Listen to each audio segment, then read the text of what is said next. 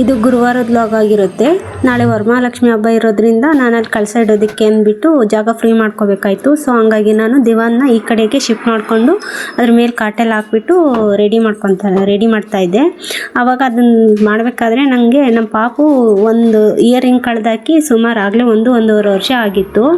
ಅದು ಅವತ್ತು ಒಂದು ವಾರದ ತನಕ ಹುಡುಕಿದ್ದೀವಿ, ಸಿಕ್ಕಿರಲಿಲ್ಲ. ನನಗೆ ಒಂದು ಕಡೆ ಖುಷಿನೂ ಆಗ್ತೈತೆ, ಇನ್ನೊಂದು ಕಡೆ ಆಶ್ಚರ್ಯನೂ ಆಗ್ತೈತೆ. ಅವತ್ತೆಲ್ಲ ಅಷ್ಟೊಂದು ಮೂಲೆನೂ ಹುಡುಕಿದ್ದೀವಿ, ಸಿಕ್ಕಿರಲಿಲ್ಲ. ಇವತ್ತಿದು ಹೆಂಗೆ ಸಾಧ್ಯ, ಏನು ಪವಾಡ ಏನಾರು ಆಗ್ಬಿಡ್ತಾ ಅಂತ. ಜಾಸ್ತಿ ಜನ ಆದ್ರ ಏನು ಅಂತ ಗೆಸ್ ಮಾಡಿ. ಜಾಸ್ತಿ ಜನ ಆದ್ರ ಮೊಬೈಲ್ಗೆ ಎಡಿಟಿಂಗ್ ಜಾಸ್ತಿ ಆಗಿದೆ. ಜಾಸ್ತಿ ನಾನು ಸೊಸೈಟಿಗೆ ಹೋಗ್ಬೇಕು ಹೇಳು. ಜಾಸ್ತಿ ಆಗಿಲ್ವಾ? ನೆನಪಾಗದೆ ಎಷ್ಟು ವರ್ಷ ಆಯ್ತು? ಒಂದು ವರ್ಷ ಆಗಿತ್ತು. ಒಂದು ವರ್ಷದ ಮೇಲಾಗೈತೆ. ಒಂದು ಕೊಟ್ಬಿಟ್ಟಿದ್ವಲ್ವಾ? ಆಯ್ತಾ? ಇನ್ನೊಂದು ಇಲ್ಲ, ಮಡ್ಗಿದೀನಿ. ನಾನು ನೋಡ್ಬೇಕು, ಹಾಕಿಲ್ಲ. ಇದನ್ನೇ ಹಾಕ್ಸ್ಬೋದ? ಇದನ್ನ 1.5 ಗ್ರಾಮ್ ಇರೋದು. 15,000 ಗ್ರಾಮ್ ಅಂದ್ರೆ ಎಷ್ಟಾಗಿರೋದು? 1.5 ಗ್ರಾಮ್ ಇವಾಗ ಎಷ್ಟು ಅಮೌಂಟ್? 22,000 ರೂಪಾಯಿ. 22,000 ರೂಪಾಯಿ ಅಷ್ಟೇನಾ?